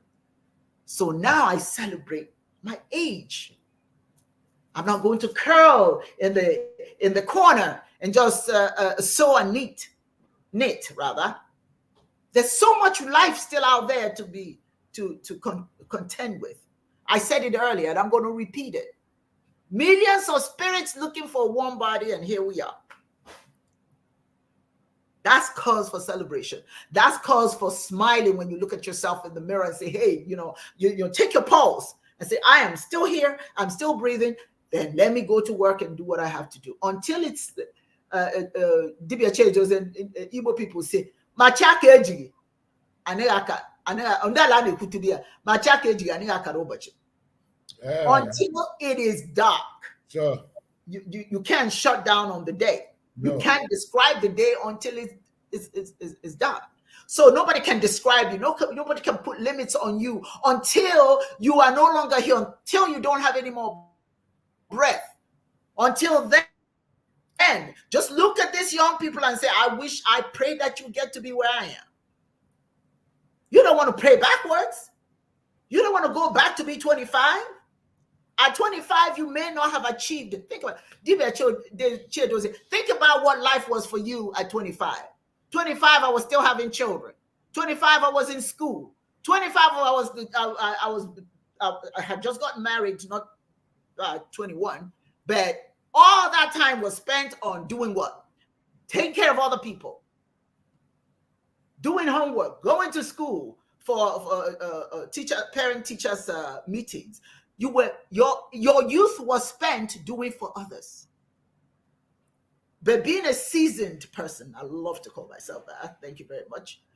Being a seasoned person, being an elder now, I can do for me. And there's so much I can do for myself and enjoy life while I'm at it. Until it is dark, there's still life. And if I see a young person who needs a little bit of my wisdom, I'm more than happy to share it. But I share it from a position of strength. I don't share it from a position of weakness. I don't share it from a position of shame. I share it from a position of, I have achieved, honey, and baby, you're just on the way. You haven't even gotten here yet. I got something to share with you. You want to hear it? That's cool. If you don't want to hear it, well, someday, by God's grace, you get to be where I'm at. Hopefully, somebody will be interested in what you got to say. So, we must celebrate aging. We must celebrate aging. That is how you live your best life, ladies and gentlemen, by celebrating every single minute that the Most High has added to your life. Because the alternative is that you're out. You're taken out. I'm going to take a quick break, and we are going to call Dibias. Thank you for being here. Please don't go anywhere because we still have some more to talk about. I'm just going to take a quick break here. And one of the things that we elders need to focus on is being loving, teaching our young people how to love others and not to engage in hate. God, there's so much hate. The young people are just full of hate right now. And we elders need to find a way to teach them that hate is not acceptable. Be right back.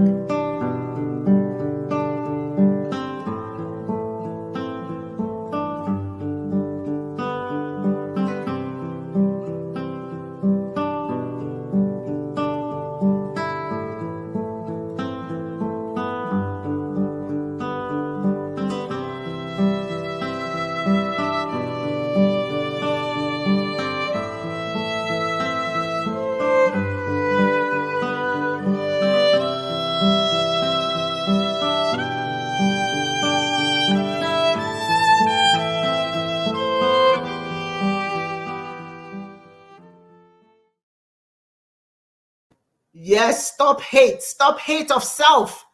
Stop hating your elders. Stop hating change. Stop hating growth.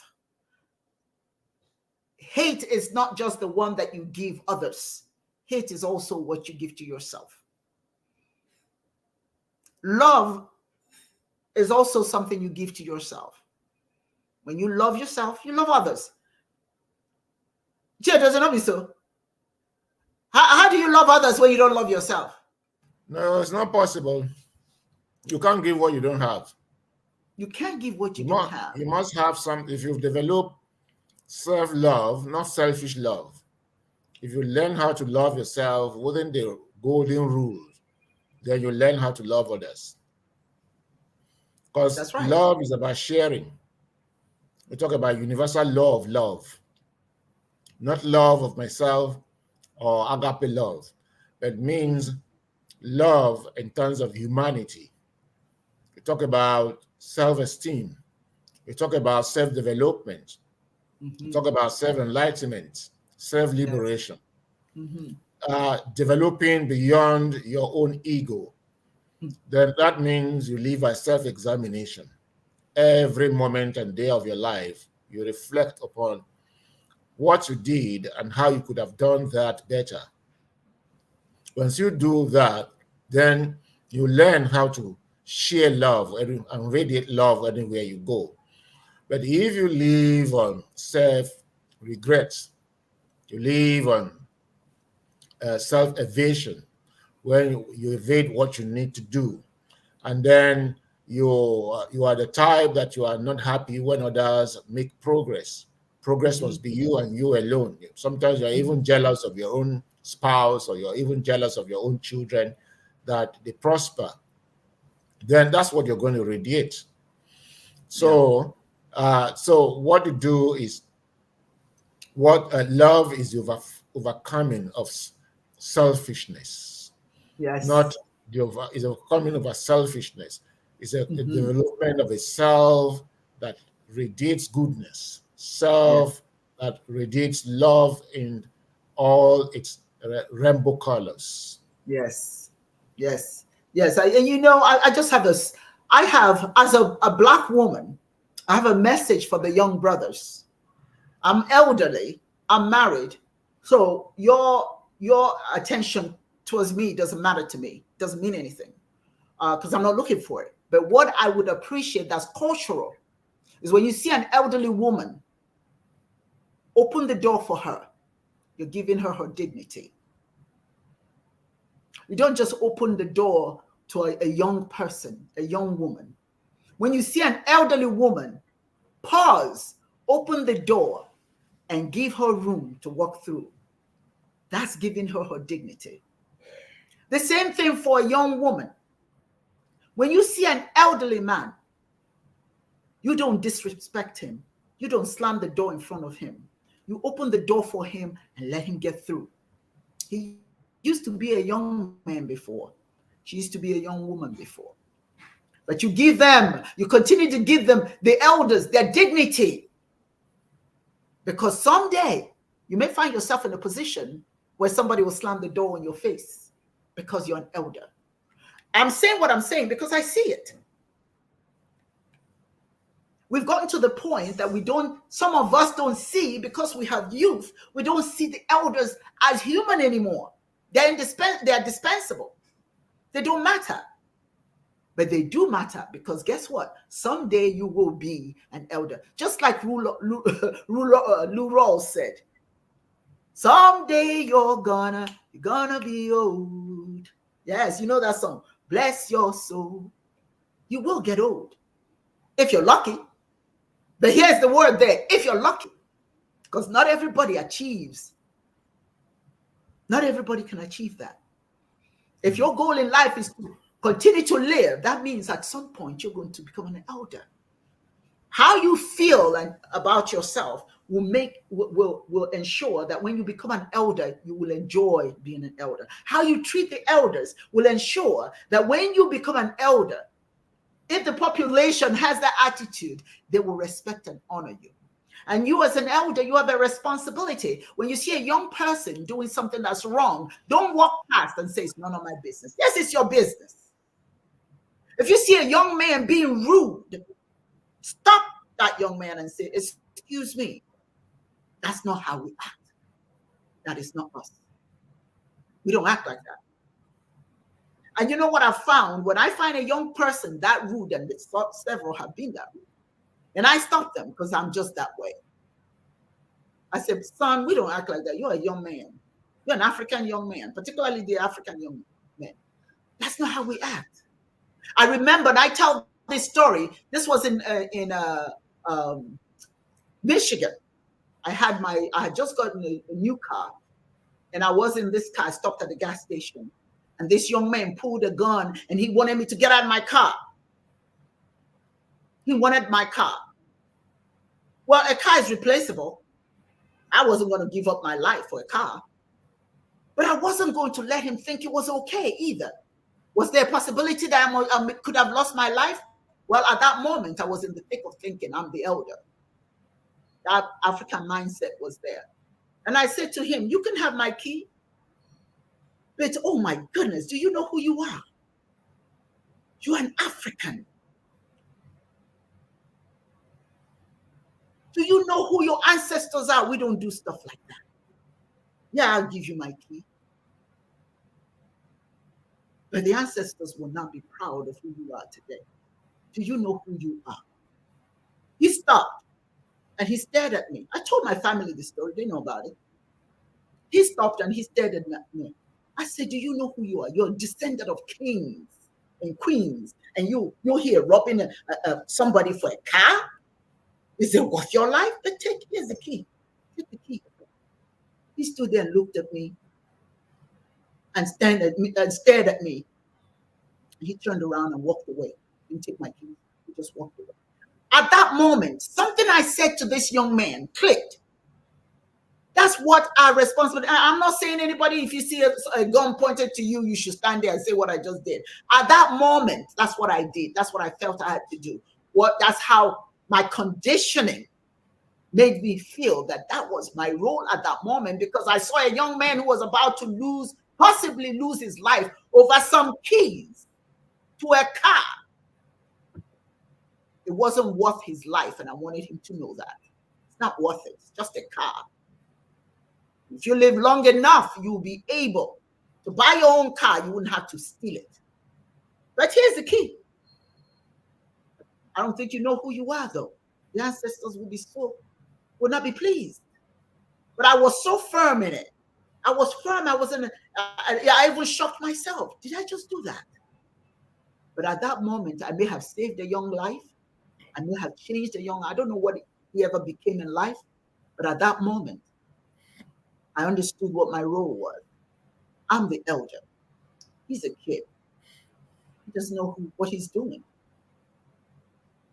It's probably part of a ritual that young people are, when they go through their rites of passage, street rites of passage, if you do certain things, then that gives you the credentials to become a member of a gang or whatever that was. Or maybe he simply wanted a car. But at that moment, I played my role as an elder. I didn't shy away. I didn't say, oh my God, no.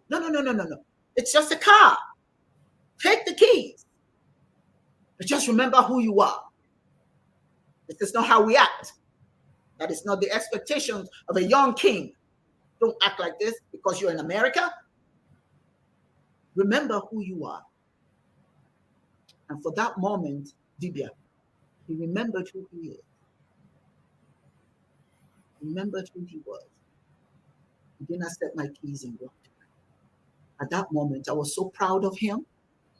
Sorry for him at the same time, but I was proud of myself that I played my role properly. So we, as elders, we have a role to play. We simply cannot just disappear. Jose, your last thought. Yeah, I agree with you. My point is that we should have a society where we play our role as elders. Yeah. Because if we have a society where that we play on our spirituality, it is most likely that child will not get to that level.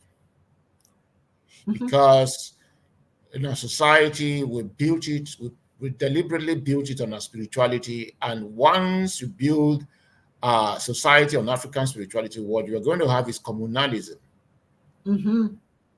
You once you remove society from African spirituality, you are not going to have communalism. You can have communism, but you can never have communalism Mhm. of interwovenness of every member of the Yeah. society, whereby an elder is an elder. The Mhm. elder is the eye of the ancestors, the mind of the Yes. ancestors, the symbol of the ancestors, watching and making sure society moves in the right direction, which is Mhm. why they say, okay, Adia Nonolo, you are monabo. You Mhm. don't, that means that you are not an elder and you stay where something is going wrong, something is Yes. being done wrong, and you keep quiet. You must take charge and Yes. steer the ship where it should go. So Yes. Yeah. where it's good that the young man was at that state, and maybe that I would say the ancestors were really with you, and your spirit is strong, Yes. because it's not everybody that can do that, see the sight of Oh, God. absolutely. Mhm.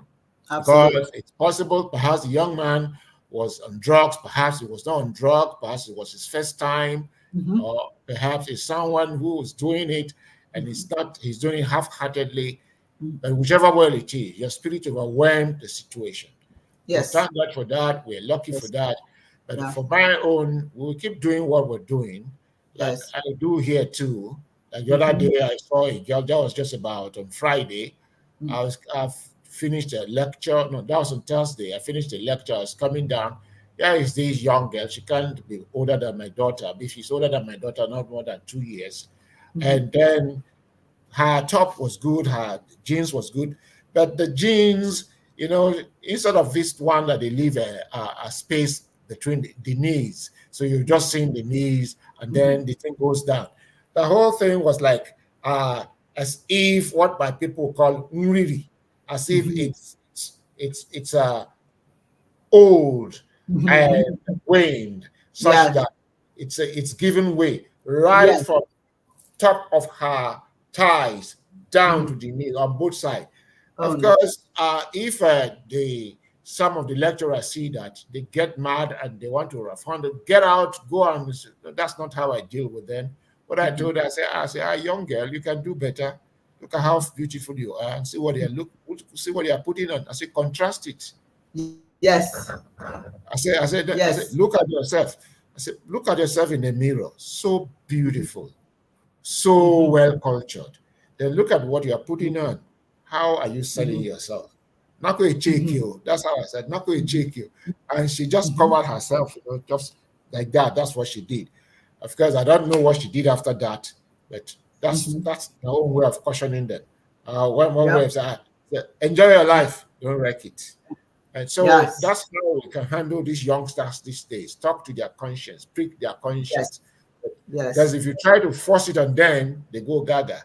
And so we have to That's handle right. them like eggs. Uh-huh. Yeah. Yeah. So You have to work on their mind. You have yes, to work work on on their their mind. mind. But Yes. I would still prefer that we have a society built on a spirituality whereby elders will be elders, know Mhm. that they're elders, and play their roles as elders, and society will know the role of elders and make Mhm. sure that elders belong in that realm of elders to play their Yes. role as elders. Not that some fewest of us, because it's Yes. just handful of us, Mhm. struggling to keep our elders. Yes. No, like here they said, election time. Prof, won't you go and do community service? I say, what kind of community service? He said, it's plenty of money, plenty of money. Just $100, plenty of money, not more than 200,000 naira at most, or 1 million, 1 million naira as a lecturer, whatever. Maybe you pay me even 20 million, even 1 billion naira. Then he said, then I will sign. I will now sign. He said, no, Prof, you are not the one to prepare. They just prepare the thing. I said, but in my name, you need my name to authorize it, to authenticate it, that what you Yes. have done is good. And I am a Yes. symbol of virtue. Mhm. Then you are saying that I should go and use that symbol to stamp and give authority to your wrongdoing. Then when I leave that place, I will go to class and teach about justice. and think about your family. So please, that kind of community service, I would not. Yeah. Yeah, no, it's Yes. just to make money. No, you have to train children. I say, oh, I will train my children the most I can. But please, Yeah. even my children, when they hear I go for such thing, the way I brought them up, my wife will be the first to ask me, Daddy, so this is where you have taken your level to. Please, that money, eat it alone. No, don't bring it home. And my children, my son will be the first to say, Daddy, now I thought you are above that. Daddy, you are the one that used to say, use your head. Daddy, use your head now. So, so I won't do that kind of community service. But that is a situation the African elder finds his or herself. And the truth of the matter is that the fewest of us are intrinsically driven. Large number of us, the most of us are extrinsically driven. Yes. So when society does not run well, it means that those who will play at that level of elder, in the true sense of elder, with a handful, and is a Yes. danger. Yes. Yes. Very good. Thank you so much. I want to end with this, a reminder for all of us. My favorite movie is it's a story about a school principal, Lean on Me, where this school was doing badly, very badly. They couldn't even meet the very standard of instructional performance level. Mr. Clark. Mr. Clark. My favorite. I'll tell you honestly, I've watched that movie over and over and over. I watched it like 3 times, Mr. Clark. I never get enough of it. I think I've watched it maybe about 3 times, but I've watched it over the years. What is significant to me there is just pretty much what we're talking about. When the elders play their role, the elders see that they are important and they play their role, it changes everything. When the elders sit back and don't do what they're supposed to do, the children run amok. Yeah. He took a school that had run amok, and as Architect has said, is based on a true story. But he came in there, he brought his wisdom and his love and care for these young people, where everybody had abandoned them. But he understood he had a role to play, that he could change things, and he did. And for a lot of those young people in real life, that was the only father they know, the only father, the only person, male figure in their lives. We have a role to play in society. Society may not think they need us, but we know they need us. It becomes our responsibility to play our role. But to do that, you've got to accept the aging process. You have to accept that it's okay. It's okay that the knees are a little bit more brittle than before. It's okay that the eyes don't see as good as they used to. It's okay that your gait is not like it used to be, because that's all part of growing older. But your mind, if it's still sharp, can still contribute tremendously to society. That you don't give up, that you don't ridicule, that you embrace, and that you give to the society. Living your best life, ladies and gentlemen, was the conversation today. I hope that something that myself and Dibias Chiedozie has shared with you today has kind of brought you a little bit closer to embracing and accepting what is inevitable for most of us, aging. In the meantime, enjoy being an elder. Chiedozie, I don't know about you. I'm going to go and do something fun this afternoon. I'm not sewing today. I am going to be out there living it up, living my best life. Thank you, ladies and gentlemen, for joining us. Dibias Chiedozie, UD is not feeling very well. We're going to pray that he is going to deal. Thank you, Akachi, and all of you, Charles Ukuna. Everybody who Habiza, I think I can't see what that is right now. Habisha, I think Habisha. I know her. She's a beautiful sister, and she's an elder, a powerful elder. So all of you, Emeka, all of you who have joined us today, thank you for being here, and look forward to seeing you next Sunday with Dibias UD with us. Yagazino. Number four.